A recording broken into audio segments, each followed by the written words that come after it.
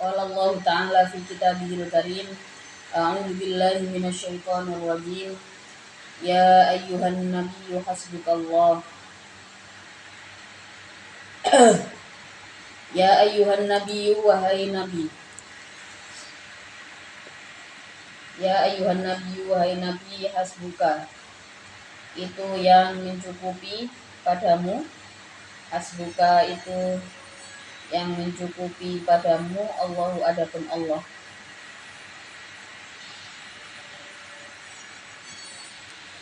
Wa hasbuka dan adapun yang mencukupi padamu itu man orang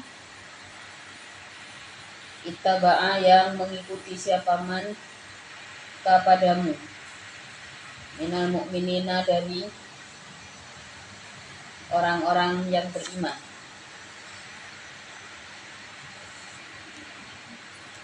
Maksudnya adalah ya ayyuhan nabiyyu hasbukallah wa man ittaba'aka minal mu'minin, bahwa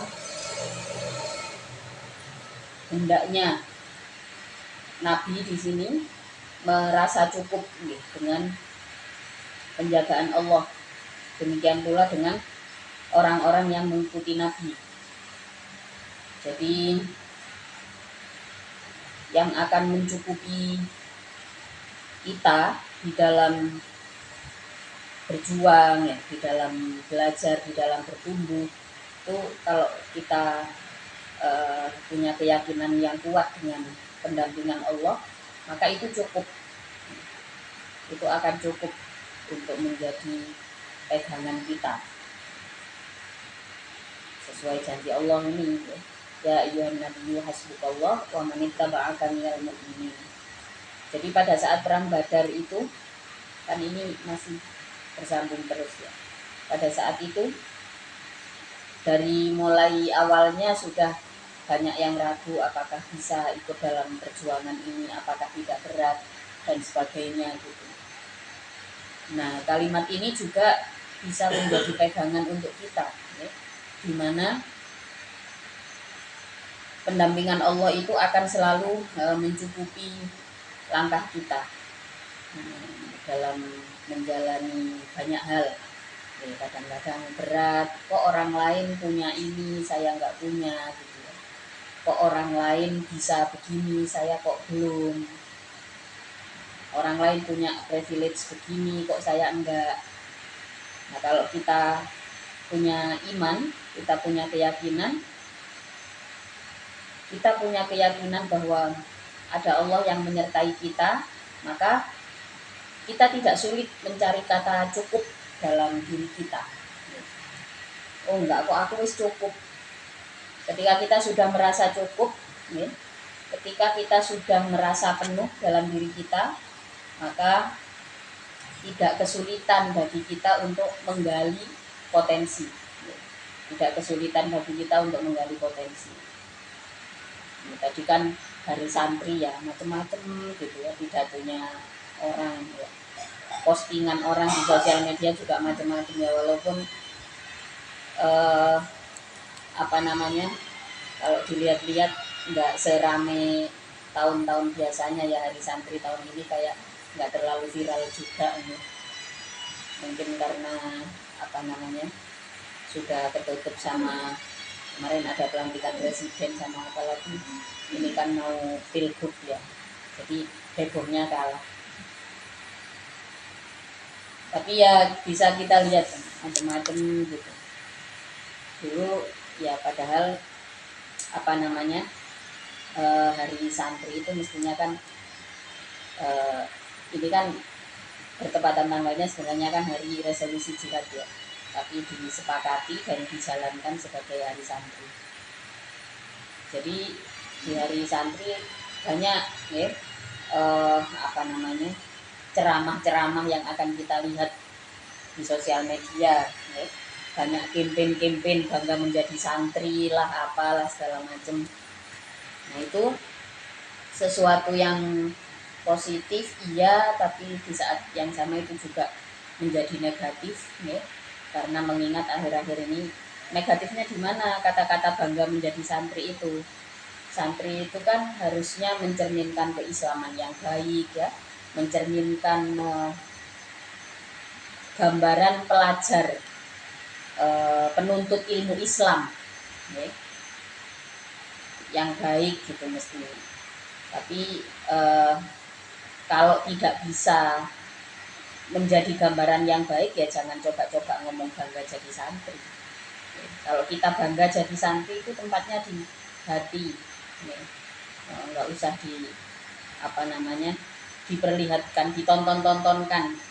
Gimana ya, saya mau bilang nggak usah tapi banyak gitu ya. Tapi kadang-kadang kita kan juga pengen ekspresif gitu ya. Nah kalau kita pengennya ekspresif, bangga sebagai santri, ya mencerminkan bagaimana seharusnya santri gitu ya. Santri itu kan kalau di Indonesia konteksnya adalah murid dari perguruan Islam kan begitu ya. Murid dari lembaga pendidikan Islam itu namanya santri, ya kan? Itu namanya santri. Maka bagaimana seorang murid dalam sebuah lembaga pendidikan Islam ini menggambarkan sosok pelajar yang terpelajar, yang beradab, yang ngomongnya sopan, perilakunya baik. Kalau sudah dewasa, kalau sudah usia kerja, punya pekerjaan. Di saat yang sama hari ini berita tentang Hari Santri. Di saat yang sama kita juga melihat berita mengenai nilai angka pengangguran di Indonesia ini 9, sekian juta Gen Z pengangguran. Alibinya macam-macam. Ada yang belum kerja udah nanyain gaji. Akhirnya kalau tidak ada perusahaan yang kuat gaji segitu, dia ini saya butuh healing, saya ini peduli dengan mental health gitu ya. Butuh kerjaan kok jalan-jalan, butuh kerjaan ya kerja. Ini banyak sekali faktor yang pada akhirnya ini juga menimpa di kalangan santri. Santri juga faktanya banyak yang pengangguran.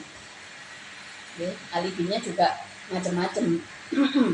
Oh saya cukup kok, cuman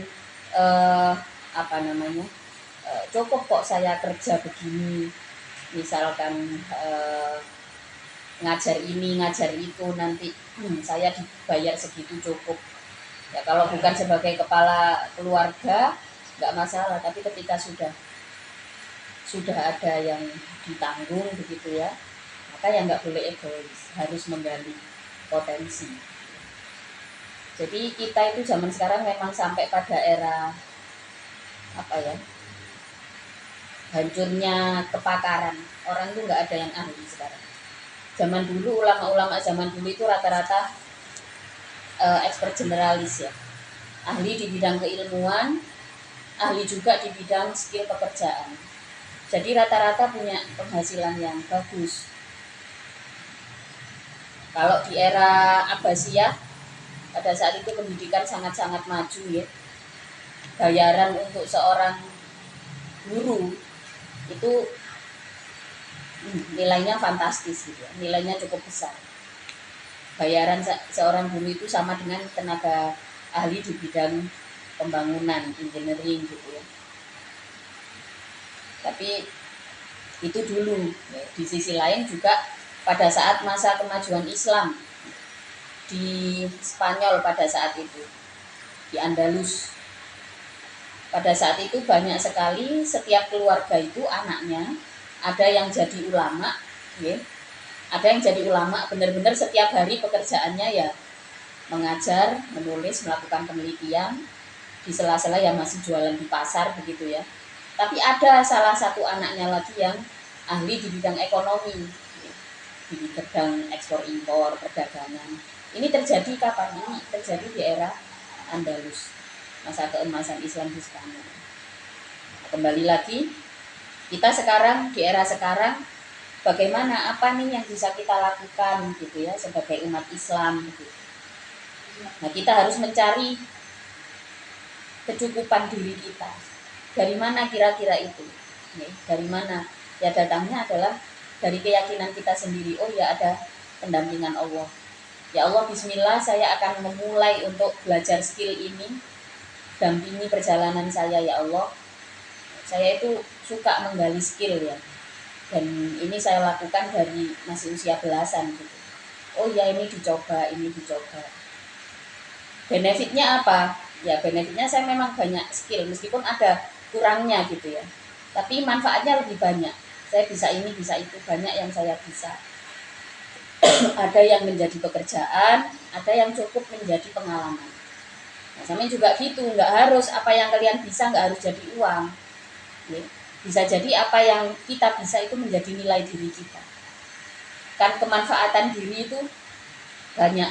Ya, di antaranya adalah dari skill-skill yang kita punya. Kalau nggak punya skill, maka potensi kita untuk bermanfaat ini akan semakin sempit. Jadi kita belajar ini itu, belajar skill ini itu tujuannya adalah untuk memperbesar kemungkinan bermanfaat. Jadi bukan jaminan kita akan sukses, boten. Karena itu Allah nanti yang kasih. Tapi kita bisa begini, bisa begitu, kita bisa tahu ini, tahu itu untuk memperbesar kemungkinan untuk menjadi bermanfaat. Dan itu penting. Kembali lagi ya kelanjutannya. Ya ayuhan nabi, wahai nabi, harid memberi semangatlah engkau. Husa artinya memberi semangatlah engkau al-mu'minina pada orang-orang yang beriman alal kitali atas perang bil kufari terhadap orang-orang kafir. Bil kufari terhadap orang-orang kafir. Ia pun apabila ada itu minkum dari kalian siapa isyruna 20 orang. Siapa isyruna 20 orang, sobiruna yang sabar siapa? Isyrun. Yaglibu maka akan mengalahkan siapa isyrun mi'ataini pada 200 minhum dari kufar. Dijanjikan oleh Allah, wahai Nabi, berikanlah semangat kepada umat Islam, kepada orang-orang yang beriman untuk turut serta di dalam peperangan. Kalau di antara kalian ada 20 orang yang sabar, isyruna sobiruna yaglibu mi'atain. Kalau di antara kalian ada 20 orang yang sabar. Sabar itu yang dimaknai di sini adalah tahan. Okay? Tahan dengan situasi perang, tidak mundur. Jadi maknanya sabar itu bukan berdiam diri, tapi kita menetap dengan potensi, kita menetap dalam perjuangan, itu yang dimaksud dengan sabar. Dalam ayat ini digambarkan kalau ada 20 orang bertahan, sabar di sini bertahan, maka 20 orang ini akan sanggup mengalahkan 200 orang. Wa iyakun dan apabila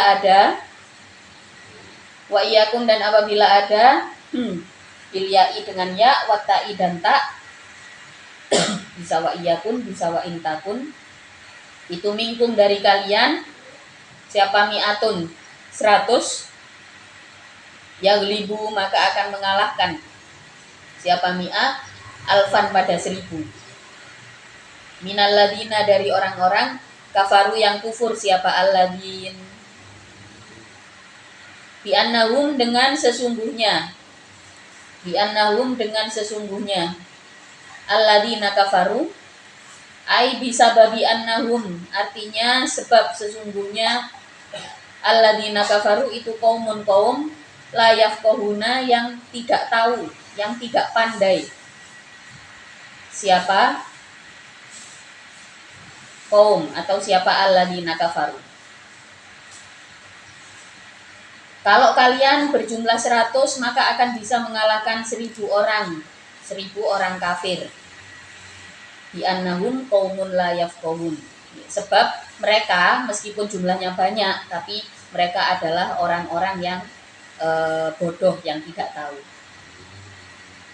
Ayat ini rupanya diketahui oleh musuh-musuh Islam setelah berkembangnya zaman. Maka musuh-musuh Islam itu sekarang supaya tidak terkalahkan oleh orang Islam, mereka mengembangkan ilmu pengetahuan. Dimulai sejak runtuhnya Kesultanan Utsmani. Runtuhnya Kesultanan Utsmania. Pada saat itu sudah mulai gerbang ilmu pengetahuan Islam itu direbut, istilahnya nih. Karena di kitab suci kita di dalam Al-Qur'an ini jelas ini merupakan sabda. Kalau sabda itu adalah sebuah kepastian. Sabda itu kepastian. Tidak seperti tafsir. Tafsir itu bisa berubah sesuai perkembangan zaman, karena tafsir itu adalah pandangan terhadap ayat-ayat. Kalau ayat-ayat itu kan sabda, itu nggak bisa diubah. Ini adalah kepastian dan pasti, sifatnya bukan prediktif. Sifatnya bukan prediktif. Maka apa? Orang-orang musuh-musuh Allah itu, musuh-musuh Islam itu nggak mau mereka ketinggalan ilmu pengetahuan itu, nggak mau. Nah sekarang bagaimana ini dengan kita? Sembarang ditolak, apa-apa ditolak. Kalau ada pengetahuan apa-apa itu sebisa mungkin kita gali dulu. Di sisi lain kita sudah punya keyakinan. Jangan gampang nolak. Jangan gampang menolak ilmu, atau kita akan ditolak oleh kehidupan. Faktanya memang begitu, apalagi perempuan. Perempuan itu harus menyibukkan diri dengan ilmu, dengan amal soleh. Karena kalau tidak, perempuan akan sibuk dengan pikiran dan perasaan. Baperan wong wedok nih. Jadi ya harus sibuk dengan ilmu gitu. Nah, pada ayat ini dikatakan kalau kalian ada berjumlah 100 maka bisa mengalahkan 1000 orang. Bi annahum qaumun la yafqahun. Ini sebab mereka adalah orang-orang yang tidak paham. Yang tidak tahu begitu nih. Nah, kalau misalkan yang dihadapi 1000 orang yang paham, berarti kita nggak bisa pondok bertahan tok, nggak bisa. Dalam bertahan, dalam bersabar, dalam apa namanya istilahnya, bertahan dalam perjuangan itu kita nggak bisa hanya mengandalkan kesabaran. Tentu di dalam bersabar kita butuh yang namanya ilmu pengetahuan.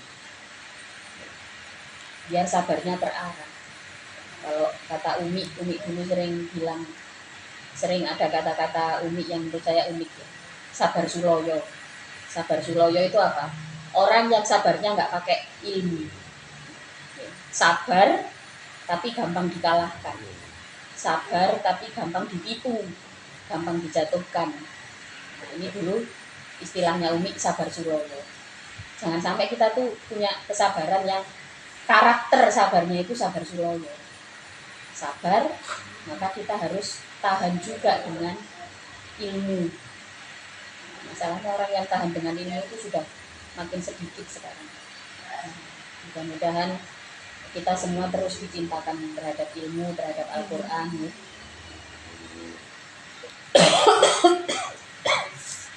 Berikutnya, wahada adapun ini ayat iyakum minkum ishrun itu khobarun, kabar bimaknal amri dengan makna perintah. Ail yuqatil artinya supaya perang siapa al ishruna orang 20 minkum dari kalian, al mi'ataini pada orang 200, wal mi'atu dan berperang siapa orang 100, alfan pada 1000 orang.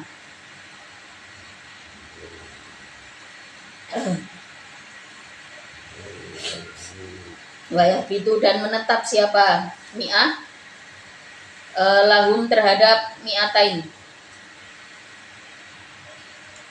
Tsumma nusikho kemudian disalin apa ayat iyakum minkum ishrun lama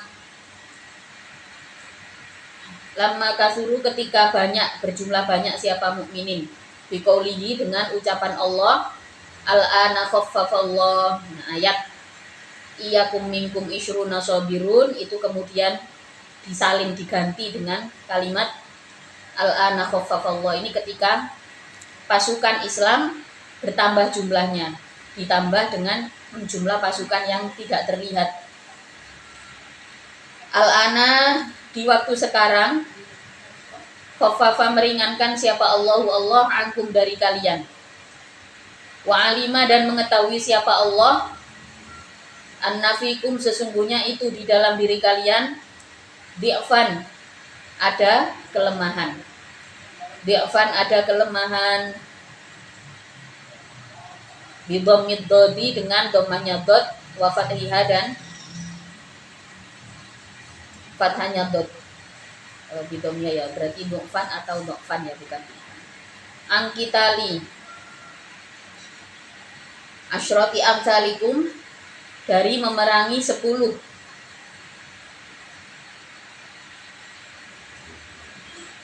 serupa kalian, 10 yang membandingi kalian. Artinya apa? Satu orang itu harus menyerang 10 orang. Maka Allah melihat, oh sudah mulai lemes ini.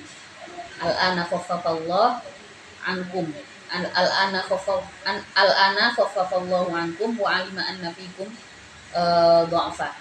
Jadi Allah melihat bahwa umat Islam sudah mulai lemes, sudah mulai lemah. Kenapa? Karena satu orang harus berhadapan dengan 10 orang.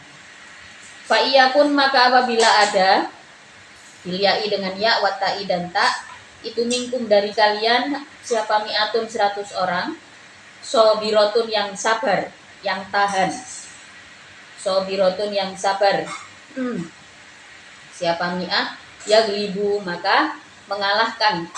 Siapa mi'ataini, pada 200 orang. Minhum, dari alladzina kafaru. Minhum, dari alladzina kafaru.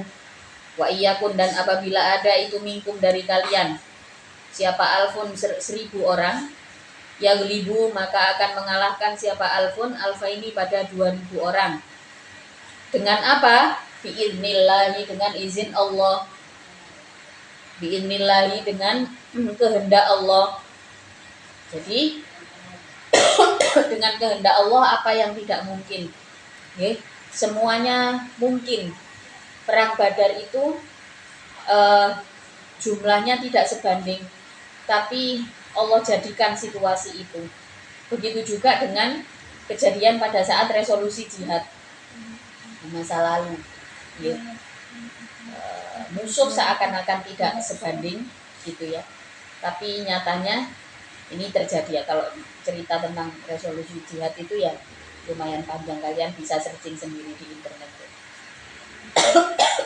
Itu bagaimana para ulama berkumpul di tempatnya Mbah Yai Holil Mangkalan di Madura, sampai kemudian berbagi pasukan, bahkan dikisahkan pada saat itu ada kelompok maling dan perampok itu diajak oleh seorang kiai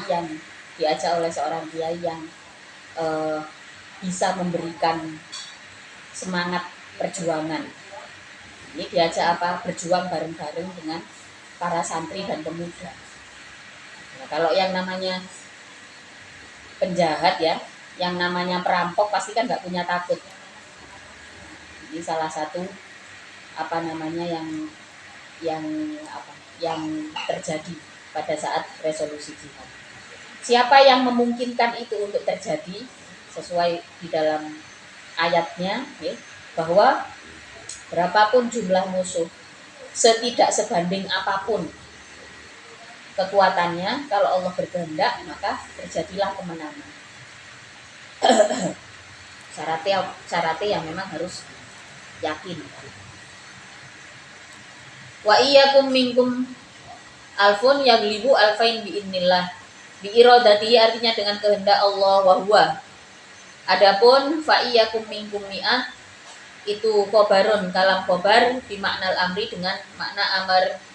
Ai lituqatilu, artinya supaya memerangi kalian, mislaikum, pada sepadan kalian. Watasbitu dan menetapilah kalian ilaihim terhadap alladzina kafaru. Wallahu adapun Allah itu ma'as-sabirina beserta orang-orang yang bertahan. Allah itu beserta orang-orang yang sabar, orang-orang yang bertahan.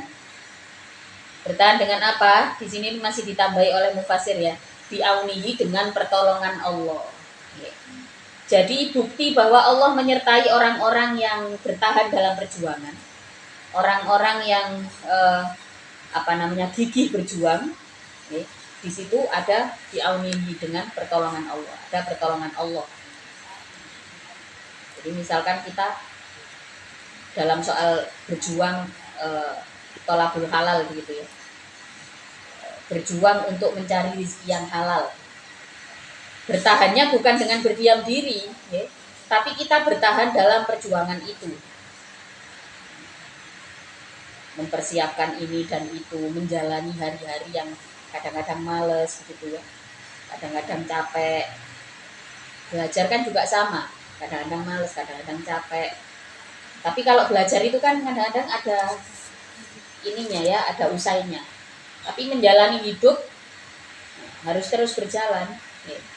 Istilahnya apa ya? Kalau kata orang-orang pedagang gitu, capek boleh, ngeluh boleh, menyerah jangan. Nah ini betul. Kalau kita bersabar, bertahan dalam perjuangan, maka ada pendampingan Allah di situ. Wa nazala dan turun ayat lama akhadhu ketika mengambil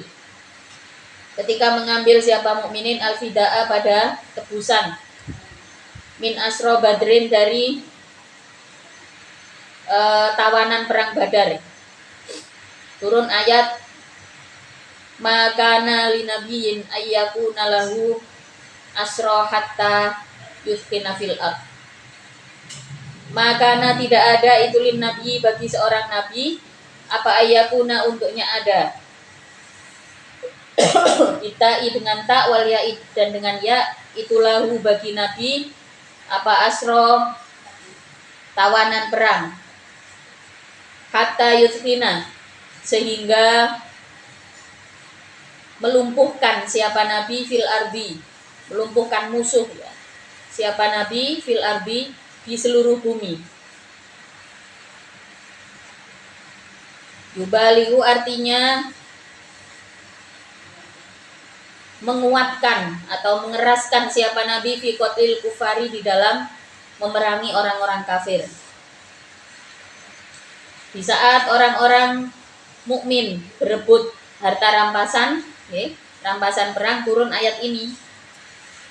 Yang artinya adalah ayatnya apa? Maka nalinabiyin ayyakuna lahu asra hatta yuskina fil ard. Tidak mungkin bagi seorang nabi atau enggak pantas ya bagi seorang nabi itu buru-buru mengambil harta rampasan sampai kecuali setelah melumpuhkan seluruh musuh. Jadi nggak boleh buru-buru. Karena pada saat itu orang-orang mukmin ya, itu buru-buru. Nah terus didawuhkanlah oleh Allah.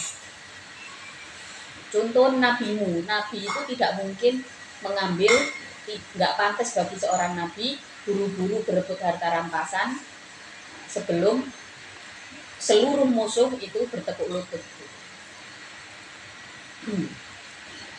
Turiduna mengharapkan kalian ayyuhal mukminina wahai orang-orang yang beriman aradud dunya pada harta dunia. Utamaha artinya remuannya dunia. Bi'aghdil fidai dengan mengambil tebusan, dengan buru-buru mengambil tebusan. Wallahu padahal adapun Allah itu yuridu menghendaki siapa Allah lakum bagi kalian al-akhirata pada akhirat. Aitsawabaha artinya pahalanya akhirat biqatlihim dengan membunuh kufar. Kalian orang-orang yang beriman itu kenapa buru-buru berebut serpihan dunia begitu ya. Aradud dunia itu serpihan dunia. Padahal Allah itu berkehendak memberi pahala pada kalian nanti di akhirat. Wallahu adapun Allah itu azizun, maha agung, hakimun pun maha bijaksana.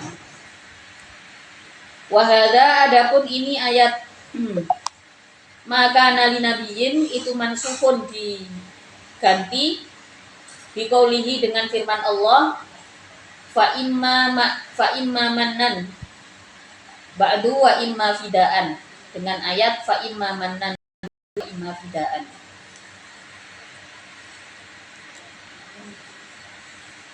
Fa imma mannan ada kalanya memberi anugerah siapa Allah ba'du setelah setelah mendapatkan tawanan, wa imma fidaan, dan ada kalanya memberikan tebusan. Nah, ayat tentang maka nali nabiyin ya, tentang larangan segera berebut apa tadi harta rampasan, ini kemudian diganti dengan ayat mengenai pengaturan pembagian harta rampasan. Jadi dari tawanan perang itu ada yang diambil sebagai tawanan, ada yang bebas dengan tebusan. Ini kemudian diatur. Maka ayat tersebut di sini dikatakan mansukh, diganti dengan ayat itu. Laula kitabun, dikit lagi nih. Laula kitabun, tidak ada adapun hukum yang ditetapkan. Laula kitabun, tidak ada adapun hukum yang ditetapkan minallahi dari Allah. Laula, kalau toh tidak ada adapun hukum yang ditetapkan minallahi dari Allah, sabako yang mendahului apa kitab, bil halalil bi ihlalil gona ini dengan menghalalkan harta jarahan, wal asro, dan beberapa tawanan perang, lakum bagi kalian, lamassakum maka menimpa kum pada kalian, fima di dalam perkara, akhadtum yang mengambil kalian, lamassakum maka akan menimpa kum pada kalian, fima di dalam perkara, akhadtum yang telah mengambil kalian, minal fidai dari tebusan, apa adabun siksa, abimun yang berat. Jadi karena sudah ada ayat soal itu, ya. Jadi laula kitabun minallahi sabaq. Kalau Allah tidak pernah menurunkan ayat tentang pengaturan harta rampasan, ya, tentang pembagian harta rampasan, maka sudah pasti orang mukmin yang berebut harta rampasan itu mendapatkan azab. Tapi pada kenyataannya Allah menurunkan ayat soal itu. Inilah hebatnya Al-Quran. Islam itu agama yang mengatur peperangan, karena di satu situasi peperangan harus terjadi, maka kitab suci Al-Quran turun sebagai penyempurna kitab-kitab yang lain. Di situ ada penjelasan mengenai peperangan, ada penjelasan mengenai hak waris. Waris itu dijelaskan dengan jelas di dalam Al-Quran. Yang menurut orang-orang yang baru masuk Islam, yang unik lagi di dalam kitab suci Al-Quran itu adalah ayat mengenai ayat yang mengatur tentang perceraian. Dimana dalam agama lain itu nggak ada. Jadi kayak orang Nasrani itu mereka tidak punya hukum perceraian seperti hukum Islam. Nah, maka di negara yang di dalamnya menganut kebinekaan seperti di Indonesia ini, yang ada hukum cerainya kan agama Islam, maka pengadilan agama yang menangani perceraian itu adanya cuma untuk yang beragama Islam. Jadi ya seperti itu. Maka inilah pentingnya kita terus menggali ilmu, jangan sampai benci sama ilmu, ya, jangan menutup diri. Kita ya minta terus sama Allah, gimana caranya kita biar cinta terus dengan ilmu, ya minta sama Allah, ya Allah cintakan kami terhadap ilmu, karena ilmu itu adalah sesuatu yang yang nggak akan ada habisnya. Oke, kalau kita gali, kita cari, nggak akan ada habisnya. Wallahu ta'ala a'lamu bishawab. Al-Fatihah.